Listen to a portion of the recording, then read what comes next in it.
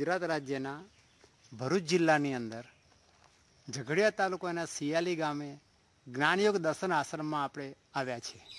આ એક તીર્થભૂમિ છે અને એ તીર્થભૂમિની અંદર ભારતના મહાન ઋષિમુનિઓ અહીં આવીને તપ કરેલું છે અને તપના પ્રભાવે આજે દિવ્ય ભૂમિ છે. તેમાં યોગાભ્યાસ, જ્ઞાન શક્તિનો વિકાસ, આત્મશક્તિનો વિકાસ, યાદશક્તિનો વિકાસ, ધ્યાન શક્તિનો વિકાસ, આવા શુદ્ધ સારા કાર્યક્રમો ચલાવવામાં આવે છે અને ભારતીય સંસ્કૃતિ, હિન્દુ સંસ્કૃતિ અને સંપૂર્ણ જ્ઞાન આપવામાં આવે છે.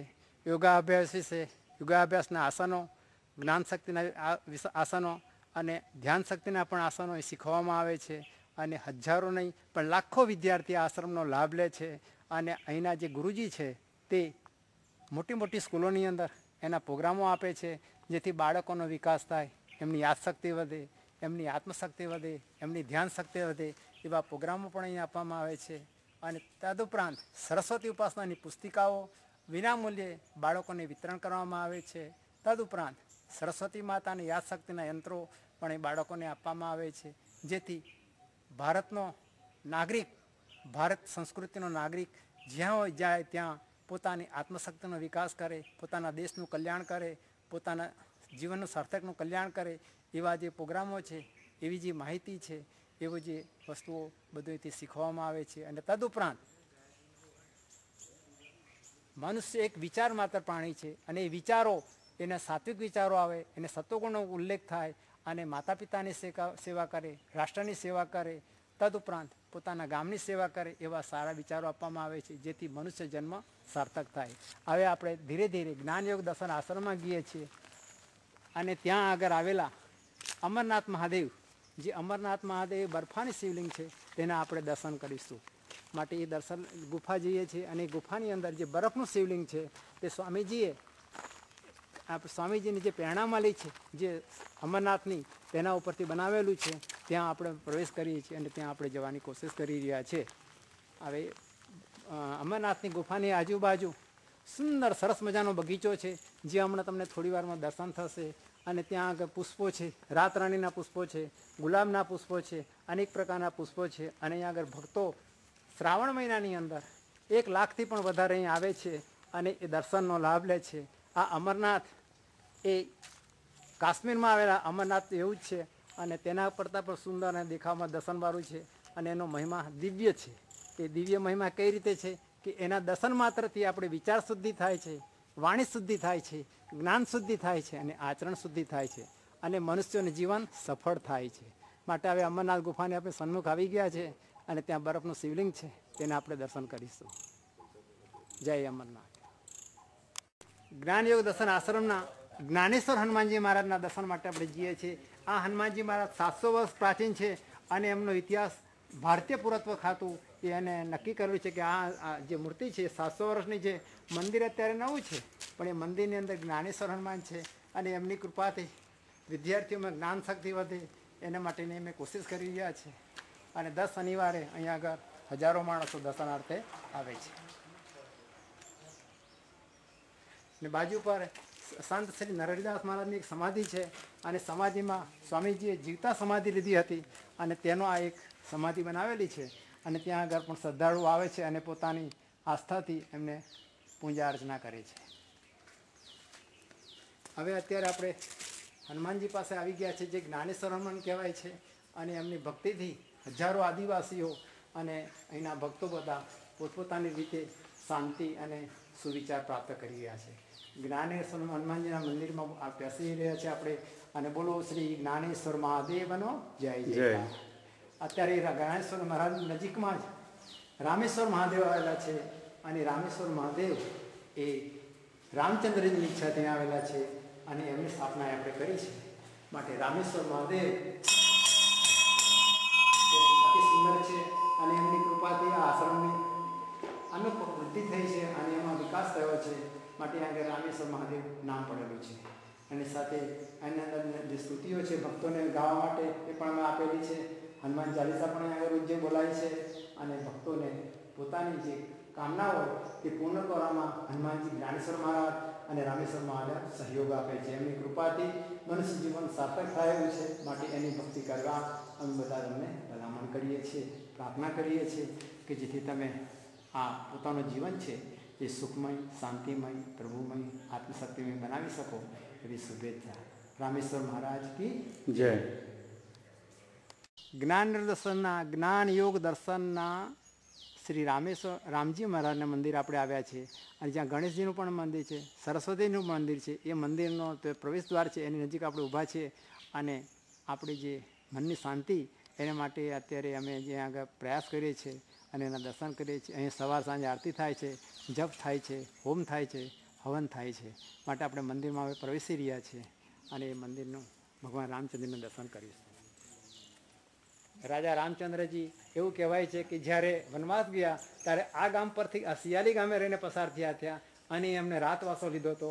અને ત્યાર પછી જ એ અહીંયા આગળ જે કાવેરી નદીમાં સ્નાન કરી અને પછી આગલા જે એમનો તાપી તરફનો જવાનો જે પ્રવાસ છે એમને ચાલુ કર્યો હતો. અને એ રામચંદ્રજીની અહીં એટલે મેં મૂર્તિ સ્થાપના કરી છે. આવો અત્યારે આપણે મંદિરમાં જઈ રહ્યા છે અને જે રામેશ્વર મહાદેવ છે એના નજીકમાં જ આ મંદિર આવેલું હોવાથી અમે એમને રામજી મંદિર નામ આપ્યું છે. સાથે સરસ્વતી પણ મંદિર છે અને લક્ષ્મણજી પણ છે. સાથે રામ દરબાર જેને કહેવામાં આવે છે હિન્દુ સૂત્ર મુજબ તે અત્યારે આપણે નિહાળી રહ્યા છીએ, એના આપણે દર્શન કરી રહ્યા છીએ. ઓમ રામ રામાય નમઃ. ઓમ રામ રામાય નમઃ. ઓમ રામ રામાય નમઃ. અમારા ગુરુજીનો મંત્ર છે એ પણ તમને જણાવી દીધો. અને તદુપરાંત સીતાજીની જે શક્તિ છે તે અમારા મંદિરની ચારે બાજુ પસરેલી છે અને એ શક્તિ શાંતિ માટેની છે. શાંતિનો સંદેશો છે. રામચંદ્રજીનો સંદેશો પણ શાંતિનો છે અને પરાક્રમી છે રામ, સદગુણી છે રામ, વિચારવાન છે રામ. રામચંદ્રજી એટલે માતૃપિતૃ ભક્ત પણ કહેવાય છે. અને એમની વાણીથી, એમના વર્તનથી આપણને પોતાના જીવનની આચાર શુદ્ધિ કરવામાં, વિચાર શુદ્ધિ કરવામાં તેઓ આપણને સહયોગ આપે છે. આપણે હવે મંદિરની અંદર પ્રવેશી રહ્યા છીએ અને જે નજીકમાં એવું કહેવાય છે રામચંદ્રની બહાર એક હનુમાનજી મહારાજ એક આશીર્વાદ આપવા માટે ગયા છે. કારણ કે રામ દરબારમાં જવું હોય તો હનુમાનજી મહારાજના આશીર્વાદ લઈને જવું પડે. એમનો આશીર્વાદ હોય તો જ રામજીના દર્શન થાય. આપણે બહાર જે મૂર્તિ છે હનુમાનજીની તેના આપણે દર્શન કરી રહ્યા છીએ. ત્યાર પછી આપણે અંદર જઈએ છીએ. સૌથી પહેલા આપણે ગણેશજીના દર્શન કરીશું. ગણપતિ એટલે એમનો મંત્ર છે ઓમ ગમ ગણપતે નમઃ. ઓમ ગમ ગણપતે નમઃ. ઓમ ગમ ગણપતે નમઃ.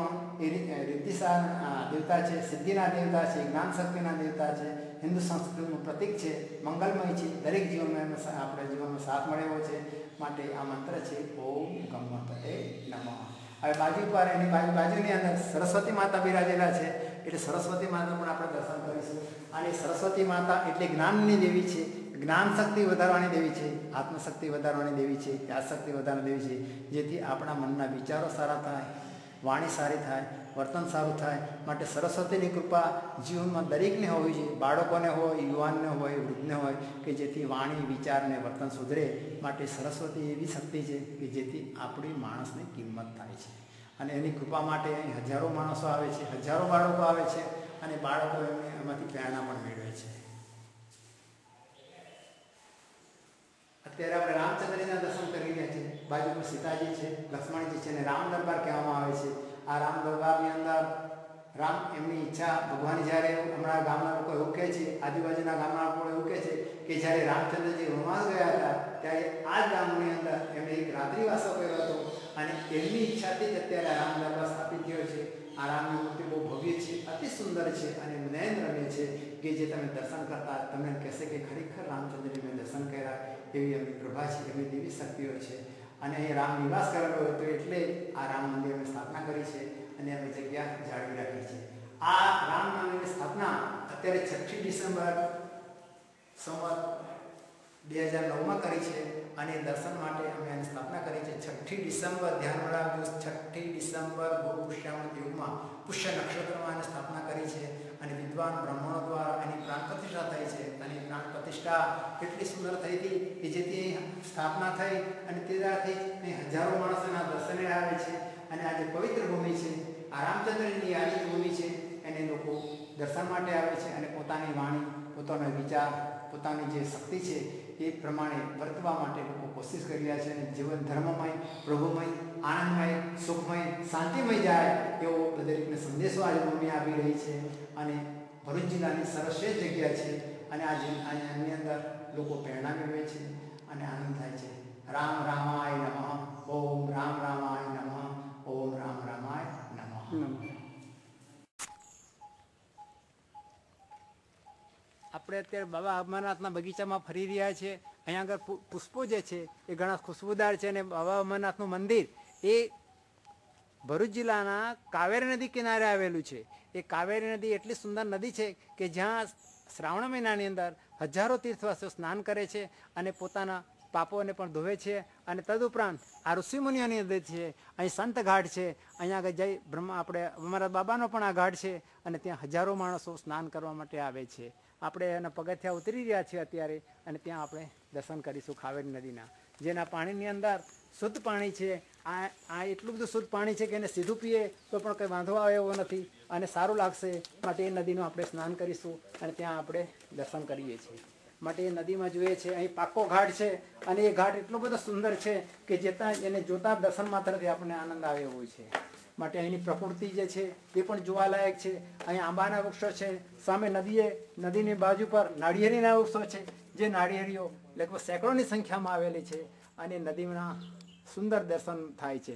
માટે આ પ્રકૃતિમાં એક સુંદર તીર્થ છે. ભરૂચ જિલ્લાનું સર્વશ્રેષ્ઠ તીર્થ ગણાય છે અને એ તીર્થની અંદર દર્શન કરવાથી, અહીંયા અમરનાથના દર્શન કરવાથી આપણને સુબુદ્ધિ, સુવિચાર અને સુજ્ઞાનની પ્રાપ્તિ થાય છે. કાવેરી નદીમાં આપણે આવી ગયા છે. અહીંયા આગળ સુંદર મજાનો પાકા ઘાટો છે અને તદુપરાંત પ્રકૃતિએ જે બનાવેલી વસ્તુઓ છે, વૃક્ષો છે, નાળિયેરી છે, આપણે જોઈ રહ્યા છીએ અત્યારે. અને આપણા જીવનને આનંદમાં લાવવા માટે આ બધી કોશિશ કરેલી છે અને અહીંના સ્વામીજીએ આ બધું કામ બનાવેલું છે અને એ બહુ સુંદર છે. માટે આ દ્રશ્ય આપણે જુઓ અને એમાંથી કંઈક પ્રભુની પ્રેરણા મેળવો, સારા વિચાર મળો, સારી બુદ્ધિ મેળવો, સારા સદભાવ મેળવો એવી મારી તમને બધાને શુભેચ્છા છે.